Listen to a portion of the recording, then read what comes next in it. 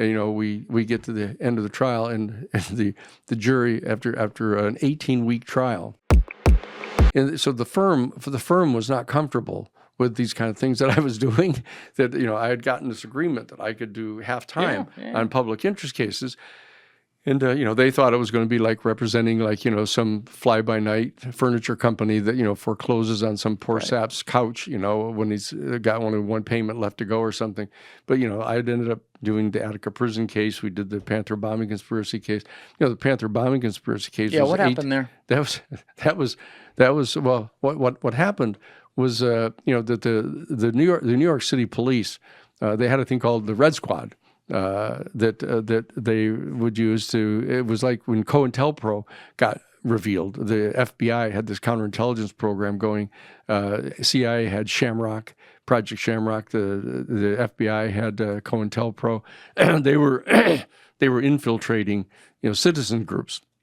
The anti-war group, there was this big, huge thing came down when Reagan was still governor of California.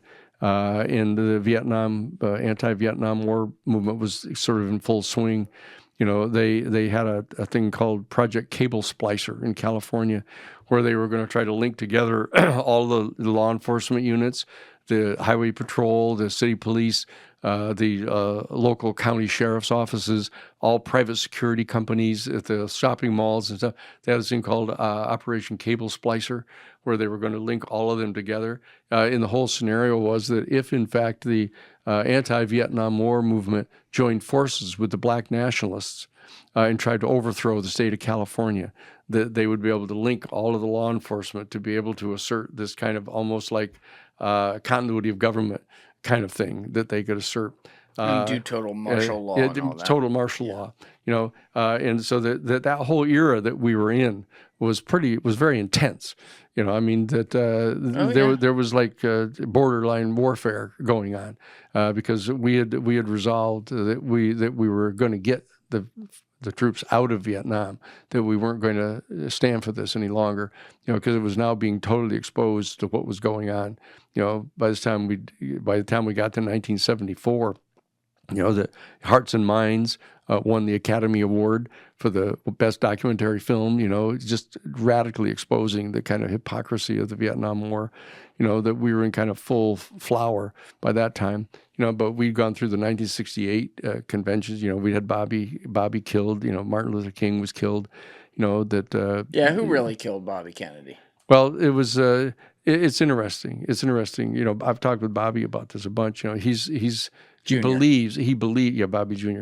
And Bobby III, but they believe that it was one of the guards that was standing behind him because he was shot behind the ear, and Sirhan was shooting at him from the front, and he got a few shots off before Rosie Greer tackled him, but he was shot behind the ear, and they've got a photograph of the gun drawn of the guard behind him. And Bobby Jr. believes that he may have been the one that did it. He was actually an employee of Bob Mayhew. Robert Mayhew was a little bête noire. But anyway, because Bob Mayhew was what the Aviators guy, Howard Hughes, right? That's right. Then he was the guy that put together Roselli and Giancana with them. That's right. That was Bob Mayhew. Yeah. So the guard worked for him. Yeah, that's true. That is true. Yeah. So we've been at this for a long time. As I said, I just coming right straight out of the Harvard Civil Rights Law Review to the Cahill firm, which was the number one corporate litigation law firm in the world at that time, and I got to do those kind of cases, so that I got to do half of my time, because I demanded it as a condition for going to work with them. Because if I hadn't come with them, then the case wouldn't have come to them. Right. The NBC case. So they didn't think you were going to take it all the way, though. No.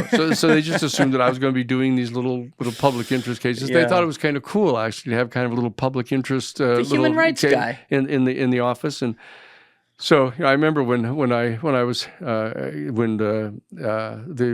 law commune guys asked me to help on the Panther bombing conspiracy case. And that was Jerry Lefcourt and Carol Lefcourt and Bob. There was Freddie Cohen, Bob Bloom, and the guys. and that I sent a note around to all 176 lawyers in the Cahill firm saying that I'd been asked to help volunteer to help on this case, and I wanted to see who else wanted to help volunteer. I said I was convinced that they were innocent of the charges that were being filed against them, and I just wanted to let them know that they could reach me, and we could put together a team to help defend them. Not a soul responded. No one. Not a soul responded. So we go through the entire trial, and we get to the end of the trial, and the jury after an 18-week trial. 18-week trial. That's going day after day after day, war footing in the courtroom. Threatened with getting the contempt of court with the judge. And the bottom line is, it took the jury like 18 minutes to come back with 157 innocent verdicts.